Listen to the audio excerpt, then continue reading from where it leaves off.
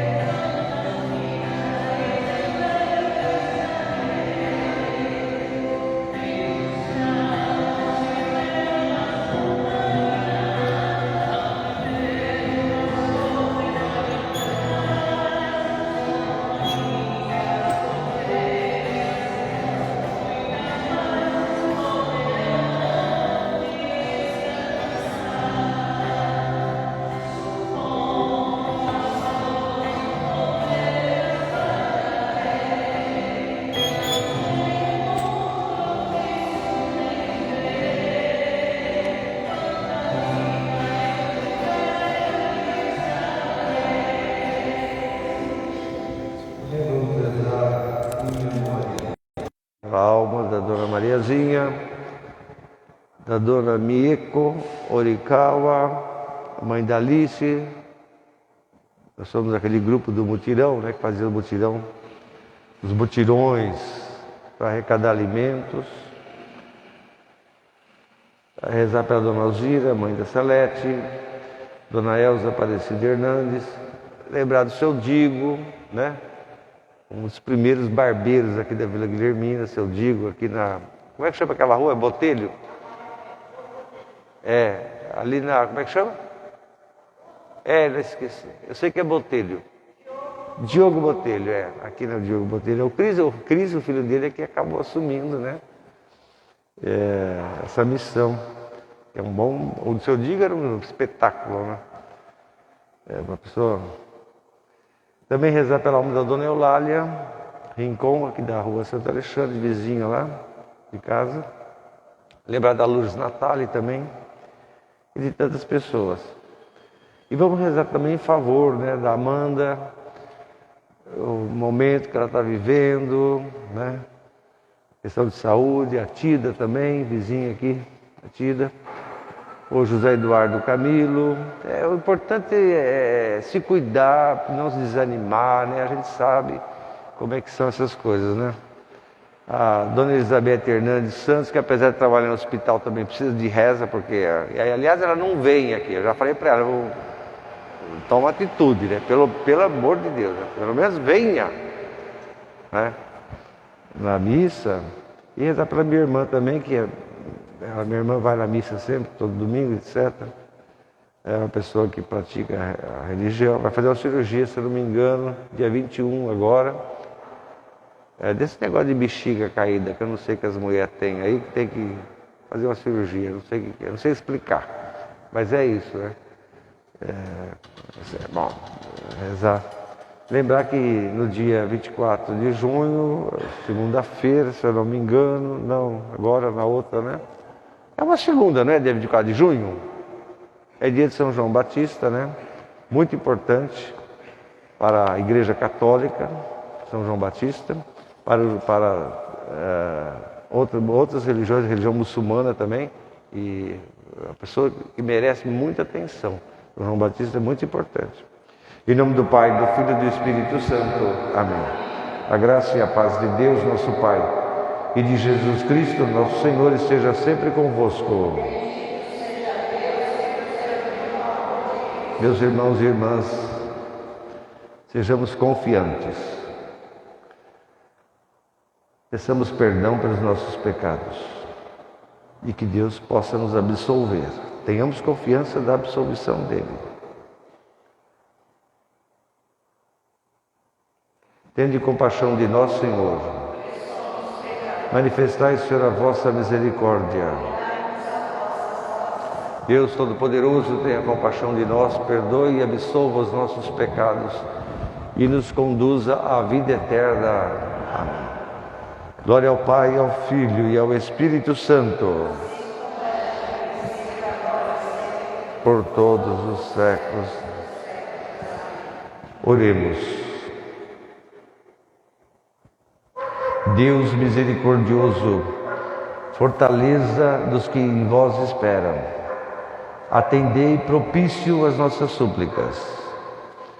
E como sem vós nada pode a fraqueza humana, concedei-nos também o auxílio da tua graça, para que as nossas vontades e ações vos sejam agradáveis no cumprimento fiel dos vossos mandamentos. Por nosso Senhor Jesus Cristo, vosso Filho, que é Deus convosco, na unidade do Espírito Santo. Muito bem, podemos sentar, vamos ouvir o texto. Primeira leitura, Ezequiel 17. Paulo adora Ezequiel, cita Ezequiel para cima e para baixo nas cartas dele, né? O texto de hoje é muito importante. Ezequiel 17. Deus fala assim, eu sou sério, vai pegar e vai plantar.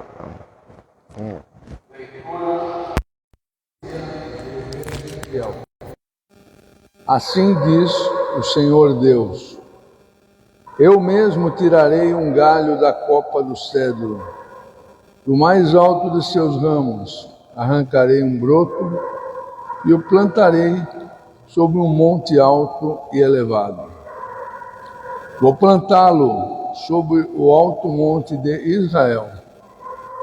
Ele produzirá folhagem, dará frutos e se tornará um cedro majestoso. Debaixo dele pousarão todos os pássaros. À sombra de sua ramagem, as aves farão ninhos. E todas as árvores do campo saberão que eu sou o Senhor, que abaixo a árvore alta e elevo a árvore baixa.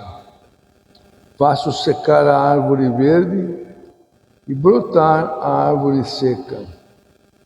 Eu, o Senhor, digo e faço. Palavra do Senhor. Tentar rezar os salmos a Ele, o Altíssimo, todos os dias do cotidiano da nossa vida. Sempre lembrar de Deus e rezar, proclamar de manhã como Deus é bom e à noite a fidelidade de Deus. Porque o justo vai florescer como uma palmeira, crescerá como o cedro do Líbano, plantado na casa do Senhor, vai florescer nos átrios de Deus. Mesmo na velhice, o justo pode dar frutos, cheio de seiva e cheio de vida, de vigor, para proclamar que Deus é justo. Nele, que é o meu refúgio, não há pecado, não há iniquidade. Glória ao Pai, ao Filho e ao Espírito Santo. Sempre, por todos os séculos. Vamos ouvir o texto da Carta aos Romanos, que é o problema de sempre, né? É o problema de sempre da fé. É a atitude, é o problema de sempre. Decorar os princípios da fé é fácil, ter noção da lista dos cânones é fácil, mas fazer é que é o tal, né? É um problema sempre recorrente, né? A maioria dos problemas da igreja de Paulo, das comunidades, é sempre essa. O problema é fazer. A comunidade de Corinto é linda, bonita, aquela coisa, e canta, mas fazer. Deus me livre e guarde. É duro.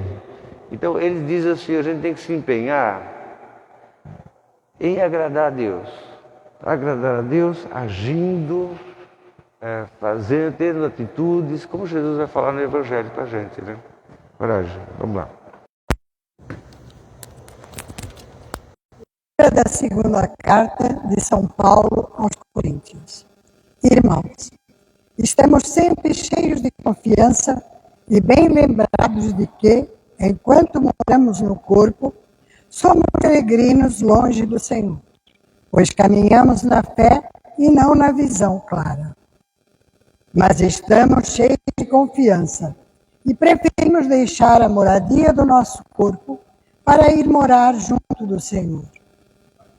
Por isso, também nos empenhamos em ser agradáveis a Ele, quer estejamos no corpo, quer já tenhamos deixado essa morada. Aliás, todos nós temos de comparecer às claras perante o tribunal de Cristo, para que cada um receber a devida recompensa, prêmio ou castigo, o que tiver feito ao longo de sua vida corporal. Palavra do Senhor.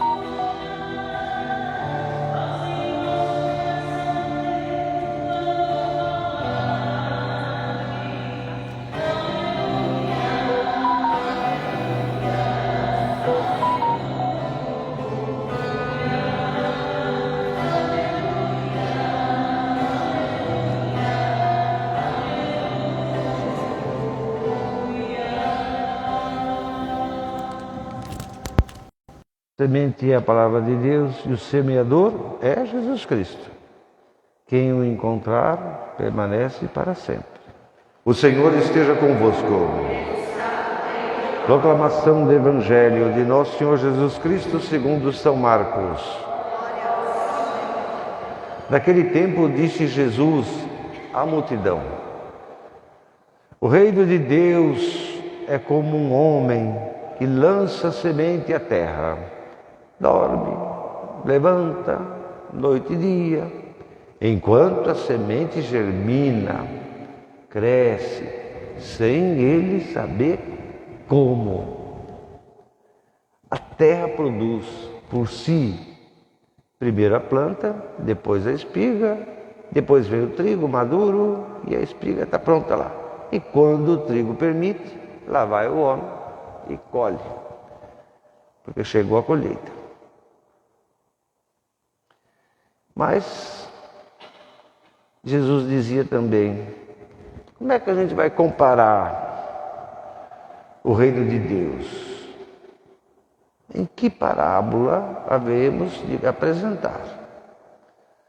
Então Jesus disse assim, é como um grão de mostarda, que ao ser semeado na terra, é a menor de todas as sementes que há sobre a terra.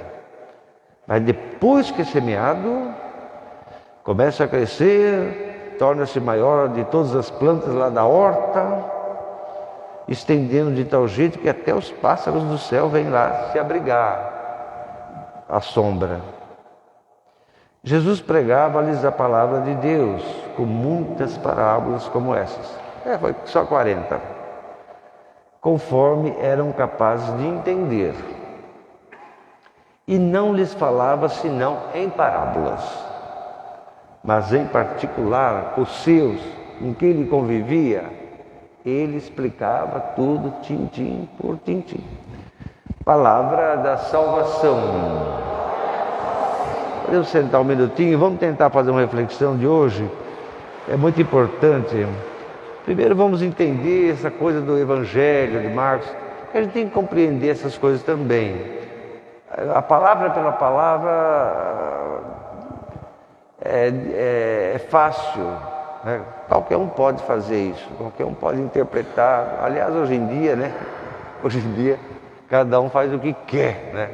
Cada um interpreta do jeito que quer a Bíblia, né? Assim, como se não tivesse regras, como se não tivesse parâmetros, como se não precisasse você ter certos recursos para compreender aquele texto tão antigo, né? Que é um texto muito antigo, né?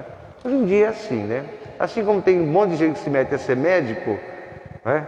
Também tem um monte de gente que hoje em dia se arvora a falar da fé, falar dessas coisas.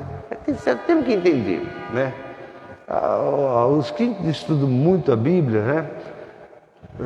O apogeu foi no início do século XX, sobretudo, grandes teólogos católicos luteranos da Alemanha, da Bélgica, enfim, franceses, né? Grandes teólogos.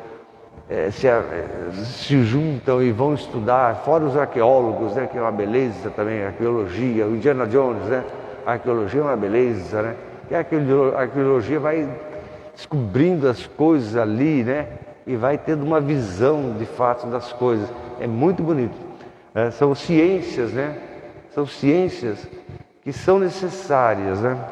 Os que estudam então o Evangelho de Marcos, por exemplo, eles falam assim, o Evangelho de Marcos é assim, é como se você,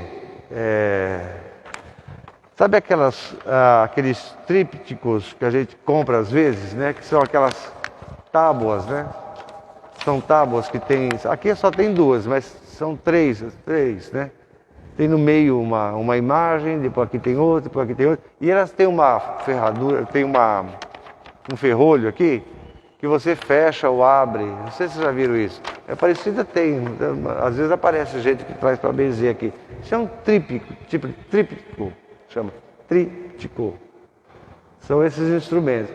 Eles falam que o Evangelho de Marcos assim, é formado por vários trípticos, né? Então tem uma parte central, uma parte lateral, que quando junta tudo forma o conjunto do ensinamento. Isso é muito importante, né? Porque é diferente, por exemplo, de outros evangelhos, né? É um ensinamento mais simples, talvez, porém muito profundo. Muito profundo. Então, quando você abre um pedaço de um tríptico, né, do Evangelho de Marcos, você vê os ensinamentos. Agora começa o que se chama o ensinamento de parábolas, né? ensinamento de parábolas que Jesus fez no conjunto dos 4 evangelhos, dos 3 evangelhos, sobretudo, você tem um conjunto de 40 parábolas. E as parábolas são muito importantes, porque elas explicam uma coisa muito importante, essencial, a partir do cotidiano da sua vida. É assim. Aliás, é um método revolucionário de fazer a pessoa entender, né? Lógico. Se você parte do cotidiano da vida da pessoa para explicar algo, é muito mais revolucionário como método, como conteúdo, a pessoa compreender aquilo ali. Né? Se você ficar só na abstração, só naquelas coisas assim, sem olhar a realidade ali do seu cotidiano, fica muito difícil, né, de você compreender o ensinamento. Jesus era assim, ele tinha diferente dos fariseus, dos escribas, essas coisas. Jesus tinha um jeito de Deus, né, na verdade, tinha um jeito assim de ensinar realmente que é muito avançado. A gente sempre tem que partir da realidade, do cotidiano da pessoa, né, sempre. Né? Isso que ele fala, nos ensina através das parábolas. Né? E as parábolas são tão importantes, porque elas têm um essencial que a gente não vê. Porque como diz o Santo Antoine de Exupéry, que escreveu O Pequeno Príncipe, né? Ele diz uma coisa muito bonita no livro, né? O essencial é invisível aos olhos. É muito importante. Esse ensinamento é profundamente cristão. O essencial é invisível aos olhos. Né? Então Jesus, ele fala do essencial, mas a gente não vê. A parábola, ela tem uma forma de ser, as parábolas, que mostra sempre Deus e o ser humano. A alegria do ser humano quando recupera. Quando perdeu a moeda, achou. Quando o filho foi embora, abandonou a família, depois volta. A reação do ser humano, a alegria do ser humano, o prazer que o ser humano tem em ver atendida a sua necessidade. Mas, aí é que está. Que as pessoas não gostam muito de falar disso, por escrúpulo, por moralismo, por idiotice mesmo, né? Porque canalha, bandido está cheio, né? Até na teologia tem gente assim, né? O prazer de Deus. Deus sente prazer, né? Isso há 90 anos atrás você falar que Deus tem prazer, nossa Senhora Aparecida, você ia para a fogueira, né? Mas Deus sente prazer. Todas as parábolas, Deus sente prazer. A dona de casa perdeu a moeda, né? Lembra? A moeda perdida. Ela procura aquela moeda. Olha só. Nossa, chama até os vizinhos para ajudar, não sei o quê. Achou a moeda que ela ganhou, porque ela era diarista, ela ganhava dinheiro para sobreviver. Ela achou a moeda. Ela faz uma festa, né? Vocês lembram? Ela faz a festa, ela chama todo mundo, isso e o quê. O filho foi embora, lembra do filho pródigo? Filho mais novo, foi embora, resolveu se aventurar na vida dele lá, não deu certo. O pai sofreu feito um cachorro, quieto, né? Em silêncio, sofreu feito um cachorro. Quando aquele filho volta, né? É uma alegria, né? Não quer nem saber o que fez, o que deixou de fazer, não cobrou nada também. Fez uma festa, né? Essa alegria, esse prazer está presente nas parábolas. Mas também Deus se alegra. Deus se alegra quando você está contente, quando você está feliz. Deus tem prazer quando você tem prazer, né? É interessante. É muito avançado. A estrutura, o conteúdo das parábolas. Porque, como eu disse, a gente é tão, assim, limitado, né? As pessoas são tão limitadas intelectualmente que realmente coloca o moralismo, coloca a própria ignorância mesmo, religiosa, né? Na frente, né? De tudo, né? É interessante. Então, as parábolas, elas têm essa missão, né? Revelar Deus. Essa é a missão. É revelar Deus, presente no nosso meio. Os evangelhos chamam de mistério. Revelar o mistério. Né? Bom, quando você não tem um envolvimento religioso, a coisa fica complicada, realmente. Tudo fica complicado. Não é novidade, todo mundo sabe aqui que no Antigo Testamento, quando o Irã, a Pérsia, libertou o povo hebreu das mãos da Babilônia, que é hoje o Iraque, né? Da escravidão, se constatou que você tinha que reformar a religião. Reformar nesse sentido, né? Fazer uma atualização da religião. Não se perder aquilo que foi do passado, de modo algum, mas a fazer uma espécie de atualização do sentido da religião.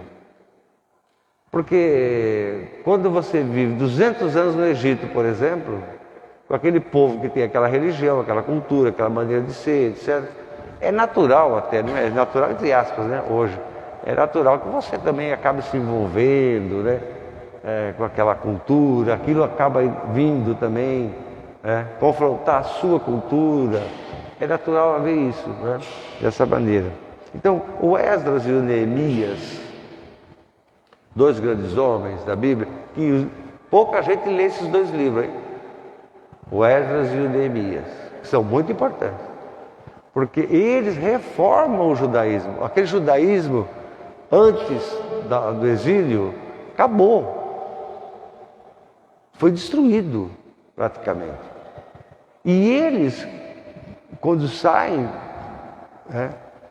os persas, os iranianos, libertam o povo hebreu, o povo judeu, eles têm que reconstruir tudo. Reconstruir tudo. E eles reconstroem, né? Faz um memorial histórico que o povo viveu. A Bíblia é um livro que conta a experiência da vida. Essa é a verdade. A Bíblia conta a experiência da vida. É uma revelação divina, uma revelação humana também, muito demais, humana demais. Né? Tem coisas horrorosas na Bíblia, né? Horrorosas, um livro sagrado. Né? Mas tem coisas que aquilo é uma experiência. Você fica pensando, onde é que Moisés conseguiu fazer aquela coiseira toda? Porque antes da Bíblia ser escrita, a Bíblia era palavra. O pai falava para o filho falava para o filho. Era um compromisso, era uma catequese, que é uma catequese da vida, do dia a dia. Essa cultura, a Bíblia era assim. Depois, mais para frente, é que começa então a fazer os textos, né? Começa a fazer os textos que a gente conhece hoje. E que cada vez mais é muito bom que a arqueologia descubra coisas, né? Faça pesquisas, etc., né? Para comprovar realmente muita coisa. Na verdade, a lei, a palavra de Deus, tem que estar no seu coração. Não adianta. O livro está aqui, o livro também tem livro aqui. É bom ter o livro para você não esquecer algumas coisas, porque é para isso que existe o livro. Né? Foi impresso por causa disso. Né? O livro está aqui, mas acontece um incêndio, pega fogo o livro. Você vai andando, vem um ladrão e rouba a sua bolsa com a Bíblia dentro. Levou o livro, mas a palavra está no meu coração. A palavra está no meu coração, na minha consciência. Né? Então isso é muito importante, né? A gente lembrar sempre disso. Paulo gosta muito de falar sobre isso. Paulo apóstolo, na carta aos Romanos, que era uma comunidade danada, né? A lei, a obra da lei tem que estar gravada no coração, né?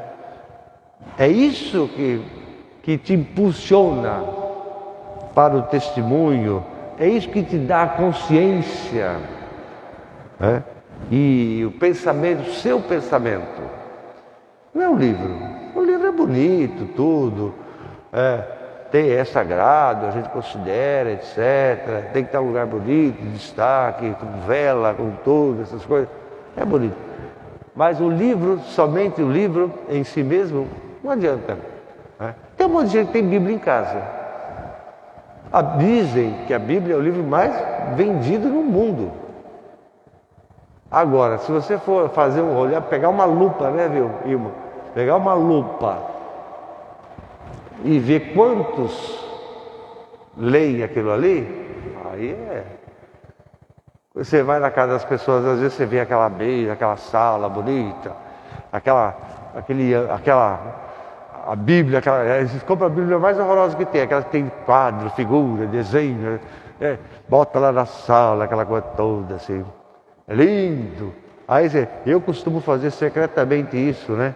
Eu vou lá, olho, passo a mão em cima da folha, assim, aquela poeira. Você sabe, aquilo é lindo. Aí a pessoa não abre, não lê.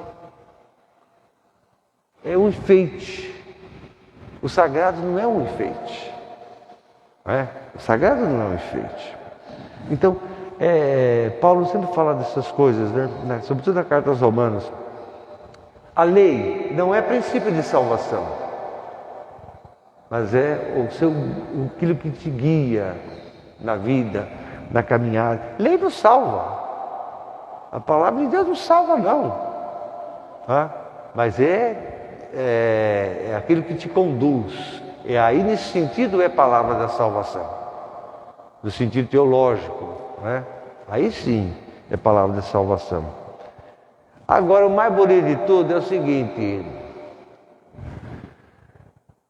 Deus, não sei porquê, sempre está jogando suas sementes.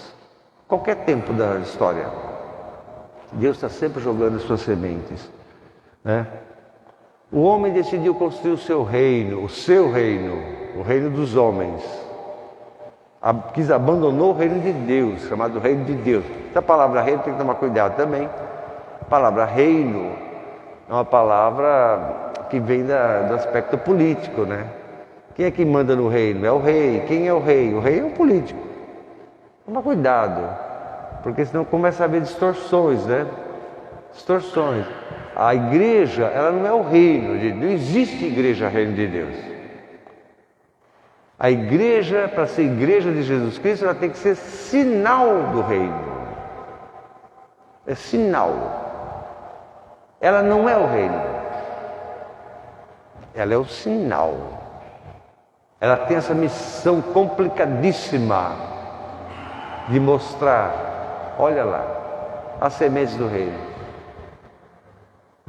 Enxergar as sementes do reino. Esse assunto do Evangelho de hoje, portanto, trata de um monte de coisa. Mas, sobretudo, o assunto central é a confiança. Ter confiança. A confiança em Deus. Confiança inabalável. Eu confio no Senhor com fé, esperança e amor. É lindo, mas no dia a dia. Ter confiança inabalável. E Jesus nos fala, no primeiro trecho, sobre o indivíduo. Ele nos fala sobre o indivíduo. Individualmente a gente tem que ter fé. Individualmente a gente tem que ter confiança na força de Deus. Como está cheio dos salmos isso. O salmo é sempre uma oração, assim. É uma desgraça e depois vem o louvor lá. Deus ferrou com tudo, etc. Mas eu não perdi minha confiança, Deus fez isso, Deus fez aquilo. É sempre assim. Porque a oração é uma coisa da realidade, né? A oração, ela tem que partir da realidade. Ela não pode partir só da beleza do resultado, mas ela tem que partir da realidade. Vocês lembram sobre confiança? Olha, vou dar um exemplo para fazer vocês lembrar aqui agora. Vocês lembram, na sexta-feira da Paixão, né, Ilma? Sexta-feira da Paixão, aquela muvuca toda em Jerusalém, aquele mundaréu de gente que foi lá, que foi para vender seus produtos, etc. Que era isso também que acontecia. Ninguém nem sabia quem era Jesus ali naquela história toda. Né? Para a maioria das pessoas, aquele negócio de Jesus carregar a cruz pela rua, sangrar, era uma festa. Era um espetáculo, aquilo ali, era chamado de espetáculo, né? Os romanos promoviam um espetáculo, né? Não achavam isso. Mas tem um grupo de pessoas que está lá que tem consciência, são os chefes dos sacerdotes. Eles também estão ali, acompanhando. Jesus é crucificado, né? Meio-dia, sexta-feira da Paixão, meio-dia. E morre às 3 da tarde, né? Ficou pouco tempo na cruz. Meio-dia. Jesus era fraquinho, né? Porque só 3 horas. As pessoas aguentavam até mais. Tinha ladrão, bandido que era crucificado. E ele ficava, né? Muito tempo. Mas Jesus, coitadinho. Né? Era do jeito, né? Fraquinho demais. Meio-dia, 3 da tarde morre. Né? Vocês lembram, vocês vão lá de lembrar daquele grupo de chefes dos sacerdotes. Olha só, falando da confiança, né? O que eles falam para Jesus? Jesus está lá na cruz, sofrendo, feito um... Né? E tudo fazendo para ele sofrer mesmo. Quem fica com ele é a mãe. A mãe, algumas mulheres lá do grupo, cita a Madalena e outras irmãs, não sei o que, da Madalena, etc. E o predileto, o João, né, o predileto. Chamado predileto. Mas os chefes, eles não falam nada, eles só ficam ali, olhando, sofrendo junto com ele. Os chefes dos sacerdotes falam o que para Jesus?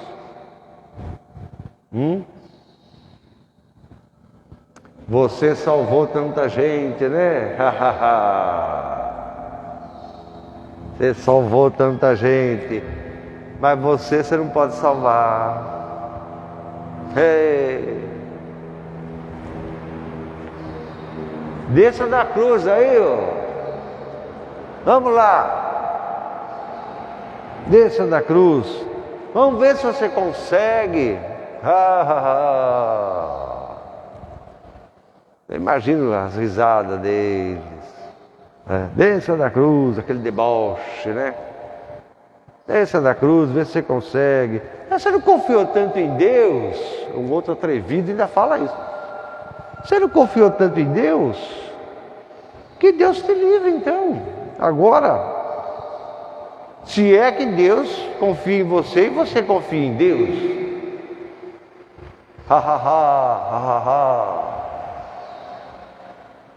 Eles vão mexer no... E Jesus ali, impassível, como sempre, sofrendo as acusações, a injustiça, impassível, confiante em Deus. O silêncio de Jesus não é porque é culpado. A gente tem que entender isso. O silêncio de Jesus é porque ele tem uma confiança muito grande em Deus. Ele sabe da força de Deus, que Deus ressuscitará, que a vida é a ressurreição.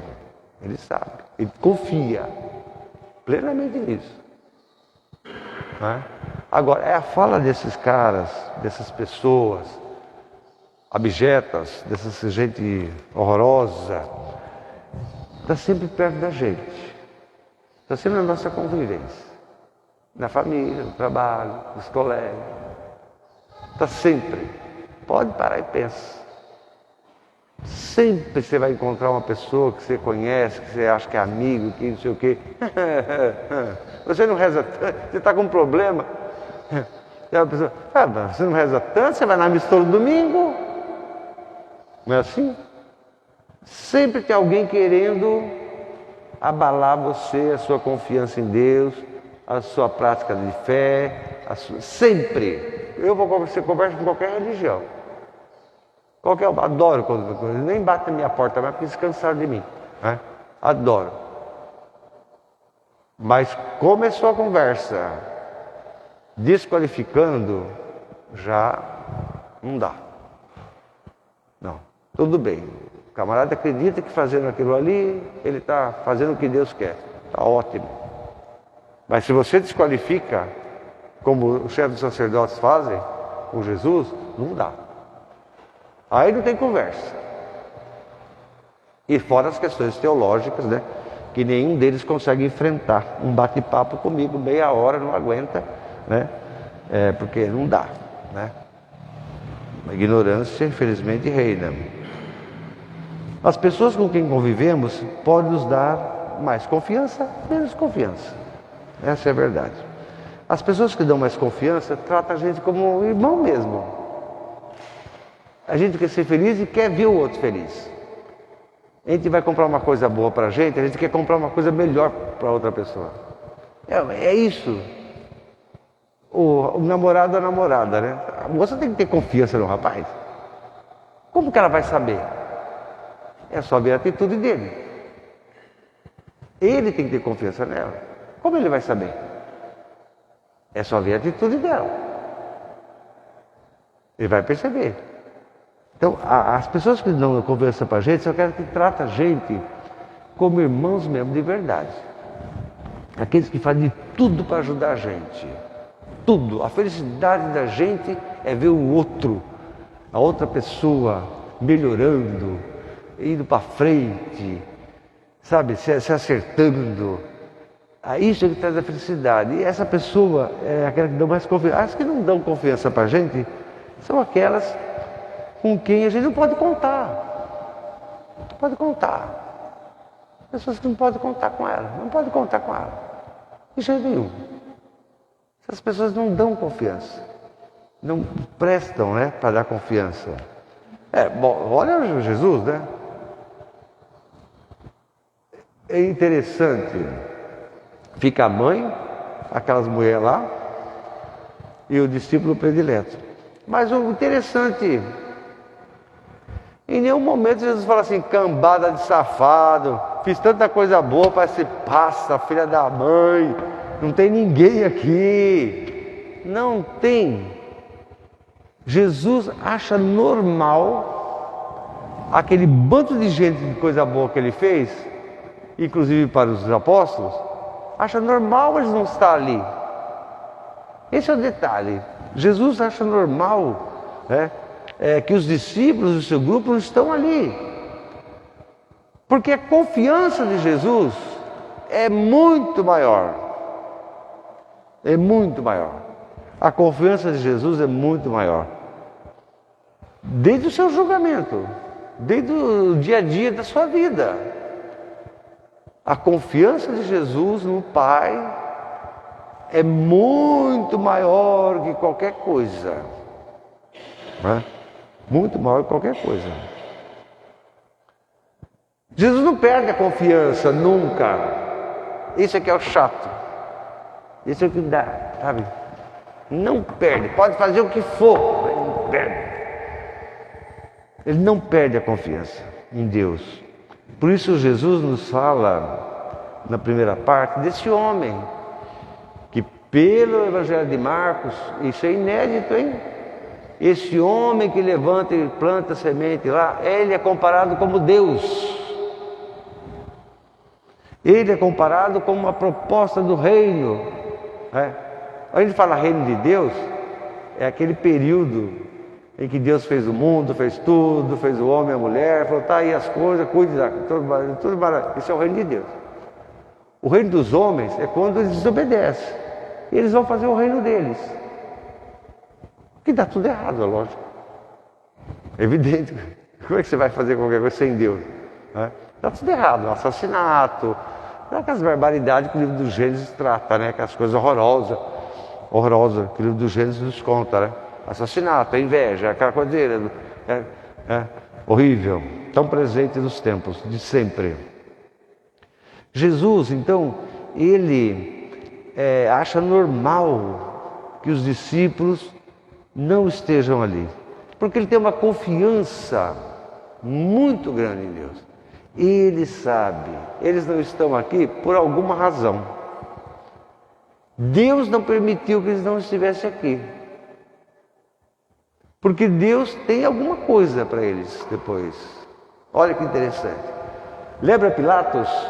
No tribunal, aquela coisa. Pilatos era um homem inteligente, ambicioso, odiava a Palestina, odiava. Ele achava aquela gente, todo gente porca, gente horrorosa, não gostava. Ele ficou ali para ganhar prêmios do governo, romano. O Pilatos, ele interroga Jesus, e tem uma hora que Jesus fala assim para ele, na Sexta-feira Santa a gente fala sobre isso. Tem uma hora que Jesus fala para ele assim: se você não tivesse autoridade, se não fosse por causa de Deus, você não teria autoridade para me condenar. Olha, então Deus, Ele vai fazendo as coisas, às vezes não do jeito que a gente quer. Ele vai fazendo as coisas, porque há uma razão, Há uma razão. Jesus sabe disso. O reino de Deus é como um homem que lançou a semente na terra. Ele dorme, ele acorda, de noite, de dia, mas a semente germina, a semente cresce, sem que ele saiba como. É isso que é a primeira parte. Agora, o que acontece na primeira parte do Evangelho de hoje? Jesus chama atenção para quê? Para isso? Para isso não precisa. Chama atenção à atitude. Se aquele homem não levantar cedo, não pegar o saquinho de semente, não ir para o campo, quando ele já tratou a terra, e jogar ali, não tem nada, não acontece nada. É atitude. Individualmente, você tem que ter atitude. Você gosta dos seus filhos? Tem que ter atitude, amor. Os filhos gostam de você? Tem que ter atitude. O namorado gosta da namorada? Tem que ter atitude. Porque você gosta de falar eu te amo, essas conversas, não dá mais. Tem que ter atitude. Olha as atitudes. E você vai saber quem é quem. A quem você deve se aproximar, quem você deve se aproximar com reserva. A atitude do homem. Sem a sua atitude de semear, de cuidar do terreno, nada vai acontecer. É a atitude individual. Primeira parte que Jesus fala hoje. A atitude individual. É preciso assimilar no coração o Evangelho. É preciso assimilar no coração o Evangelho. Para que quando o fruto está pronto, vá lá e colhe. É um problema de sempre. As comunidades de Paulo, as comunidades dos evangelistas, todos têm esse problema. É uma fé maravilhosa, mas na hora de fazer, de agir, não vai. Então para que adianta? Não adianta nada. Perda de tempo. Mas é tão bonito, mas não serve para nada. Entende? Não serve para nada. Essa atitude da primeira parte exige mesmo disciplina, exige a atenção da gente, exige essa constância, vigilância da nossa parte. Porque quem tem fé, quem tem fé, atitudes de justiça, de solidariedade. Você quer um mundo melhor, quer um mundo novo, etc. E daí? Só está na torcida? Tem que fazer, meu filho. Tem que fazer. Por isso você tem que ser vigilante. Sempre tem aquela horinha, no cotidiano que eu estou falando. Estou falando de social, no cotidiano. O cotidiano conta muito. Paulo diz na carta ali, vocês viram? Barba de molho. Porque no tribunal de Jesus Cristo é isso que vai contar. O cotidiano, olha o cotidiano. O cotidiano vai contar muito para a sua salvação ou não. E a gente está sempre no cotidiano. Você trabalha, você tem acesso a um monte de coisa. Olha, né? Toma cuidado, né? Cuidado. A gente tem que ficar de olho no cotidiano, nas atitudes do cotidiano, para a gente não se perder nesse discurso que existe, o discurso que existe. Bom, ele faz alerta, né? O alerta para o povo, né? Se vocês não agirem, não adianta nada, né? Vocês têm que agir, têm que querer. Aí vem essa conversa do grão de mostarda, essa conversinha aí de, sei lá parece conversinha de criança, né? Conversa de grão de mostarda, né? Que Mateus e Lucas também tem lá presente, tá copiado daqui, inclusive de Marcos. Marcos já fala assim, a semente é tão pequena que não dá nem para ver. Aqui no Brasil a mostarda é uma planta, uma hortaliça. Não sei se vocês já viram semente de mostarda. Era uma semente pretinha assim, mas tão pequenininha. É uma coisa tão... Olha, se você botar na mão aqui, ó, vai embora. Cai, você nem percebe. No Oriente também é assim, mas Jesus compara, né, com o reino com a semente de mostarda. Uma semente pequena. E Marcos já vai falando. Mas quando ela cresce, onde está Deus? Na parábola, Deus não está na sementinha. Deus está na árvore. A semente de mostarda. Aquela árvore vai, aquela planta vai, e fica bonita, e dá aquelas folhonas bonitas, e não sei o que até os passarinhos vêm, aquele sol de rachar, os passarinhos vai lá para dar uma descansada. A mostarda não é Deus, não é o reino, é a planta. É a planta. A planta. O mais bonito é isso. O resultado final. O resultado final, podemos ver em que se transforma o invisível, o que a gente não enxerga, o que a gente tem dificuldade de ver, né? Como o servo sacerdote tem dificuldade de ver, eles não enxergam, nem Jesus nada, né? Marcos relata assim: cresce e torna-se a maior de todas as hortaliças, de modo que até os pássaros vêm se abrigar à sua sombra. É uma catequese. Todo o evangelho tem uma espécie de fundo de catequese, partindo do problema deles, né? As pequenas. A gente gosta das grandes manifestações, gosta daquelas coisas. Tudo isso é na religião, é na política. A gente gosta das coisas assim. É o Rock in Rio. Nossa, já vendeu 50. Rock in Rio é uma maravilha, quem puder ir vá. É assim, é uma coisa, a gente gosta dessa. O problema é a atitude sua lá dentro do Rock in Rio. Esse é o problema. A pessoa tem tudo lá dentro. Né? É a sua atitude lá dentro que é o problema. Né? Então, o cristianismo, ele tem que estar presente na igreja. A igreja tem que ter essa missão tão difícil. Mostrar, ser sinal do reino. Esse é o detalhe. A gente precisa ver, que a gente não vê. Que a gente está envolto por uma realidade tão filha da mãe, que a gente não vê. Né? O Papa agora foi lá chamado, convidado, lá o Papa para ir naquela reunião dele. O G7. O G7, para quem não sabe, é os poderosos do mundo mesmo. O G7 é que manda no planeta. Eles decidem que país vai ter guerra, que país vai ser destruído, que país vai crescer economicamente, que país vai se afundar. Eles decidem. É eles que decidem. E a agenda deles já está 25, 22, 2026, já estão pensando lá. Quem que a gente vai ferrar em 2025? Quem que a gente vai fazer crescer em 2025? Então assim, Você vê como é que é, né? O G7 é o poder. É o poder. Eles se reuniram agora na Itália, normalmente se reúnem na Suíça, né? Em janeiro.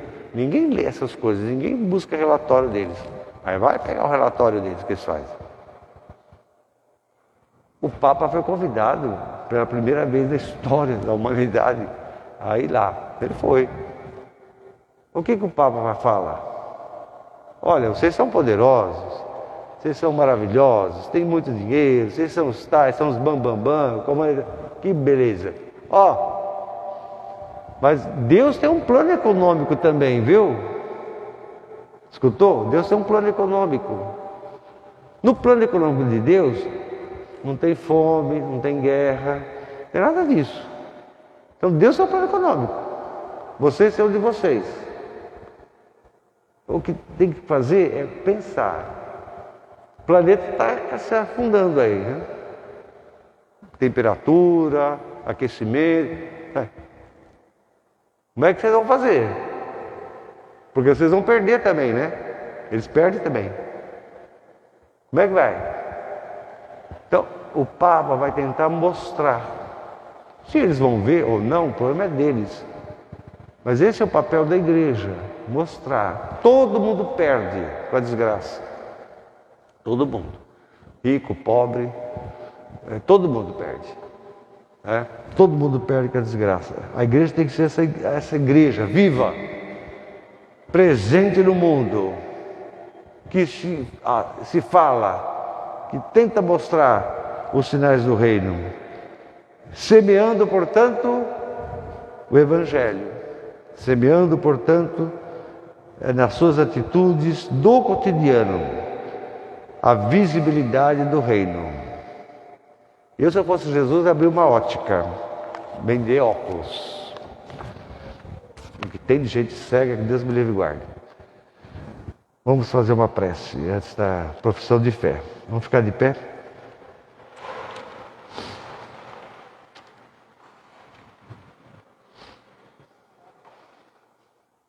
Pai de misericórdia, que enviaste Jesus, teu Filho, para semear a palavra no nosso coração e no coração da humanidade. Faça que essa palavra produza frutos, germine no nosso coração, para ser recolhido por Deus no dia do nosso julgamento. Creio em um só Deus, Pai Todo-Poderoso,